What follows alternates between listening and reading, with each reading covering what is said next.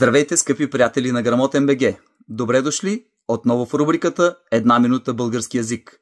В днешния урок реших да ви занимая с думите луна и луна. Думите луна, петно по кожата, и луна, небесно тяло, се различават и имат различен произход, като луничка е производна на луна, а не на луна.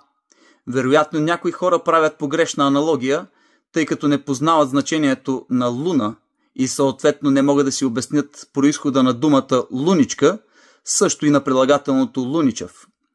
Думата луна е заемка от румънския език, думата лунички е умалително от луна, а лунички се използва за назоваване на определен тип малки лампи за вграждане. Надявам се, че и днешния урок ви беше полезен. Ако това е така, харесайте това видео и се абонирайте напълно безплатно за нашия канал. Довиждане!